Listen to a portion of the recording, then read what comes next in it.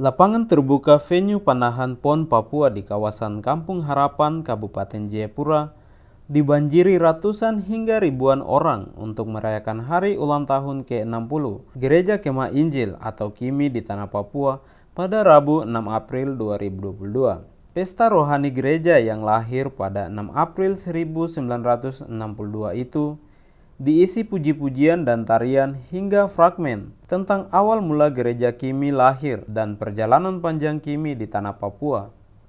Dalam suasana sukacita itu, masyarakat terutama jemaat KIMI di Tanah Papua diminta tidak hanyut dalam kebahagiaan saja, namun kembali berefleksi dan mendoakan para jemaat dan masyarakat Papua di berbagai daerah yang masih hidup dalam ketakutan dan rasa tidak aman. Ketua Sinode Gereja KIMI di Tanah Papua, Pendeta Tilas Mon, mengatakan, hingga kini jemaatnya yang tersebar di 13 koordinator gereja masih mengalami pembunuhan, penembakan, hingga masih hidup dalam pengungsian akibat konflik bersenjata antara TNI Polri dengan Tentara Pembebasan Nasional Papua Barat atau TPNPB. Hari ini saya mau sampaikan teman-teman kami, gereja kami, umat kami yang ada di gunung-gunung, di sebelah gunung, di lembah-lembah di sana ada pengungsian. Ada masalah, ada pembunuhan, penembakan terjadi di 13 koordinator Gereja Kemah Injil KIMI di Tanah Papua, antara lain Koordinator Puncak, Koordinator Intang Jaya, Koordinator Dugama, Koordinator Jauh Kimo. Itu hari ini mereka ada dalam pengungsian. Mereka ada di hutan-hutan, sementara susah dapat makan, tidur di hutan dengan nyamuk, lintah di sana. Mereka bertahan karena pembunuhan, penembakan terjadi di sana TPNOPN dengan TNI Polri.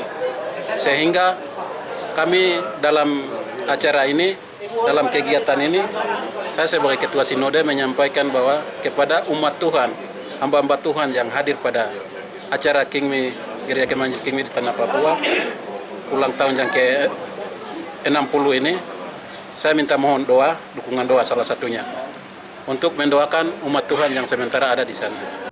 Pendeta Tilas Mon menegaskan, sebagai gereja pihaknya akan selalu hadir di tengah jemaatnya. Pendeta mengingatkan pemerintah dan pihak terkait agar segera mengambil langkah-langkah minimal untuk menghentikan kontak bersenjata antara TNI Polri dan TPNPB karena hampir selalu jemaatnya dan warga sipil yang menjadi korban. Maka kami Gereja Kemah Injil KIMI di Tanah Papua pegang firman Tuhan itu dan menjaga umat. Kami ada karena umat Tuhan. Pemerintah ada karena masyarakat. Semua lembaga kecil besar ada karena hanya masyarakat. Oleh sebab itu, kami sebagai Ketua Sinode menyampaikan kalau mengganggu umat Tuhan, kami ada di situ. Bukan karena kami mendukung Papua Merdeka, bukan karena politik, bukan karena apa-apa, tapi karena umat Tuhan. Ibadah yang mengusung tema mengikut jejak Yesus Kristus dengan memperjuangkan damai sejahtera di Tanah Papua ini dihadiri 6.200 orang yang terdiri dari 3 klasis, yakni Kota Jayapura, Kabupaten Jayapura, dan Kabupaten Kerom. Evangelis Merlis Heselo berterima kasih kepada semua pihak yang terlibat dalam mensukseskan pesta rohani yang disiapkan dalam waktu singkat. Kami panitia mengucapkan terima kasih kepada gereja, Sinode Gereja Kemah Injil KIMI di Tanah Papua melalui koordinator dan 3 klasis memberikan kepercayaan kepada kami panitia. Kami bentuk panitia, kami kerja hanya 1 minggu.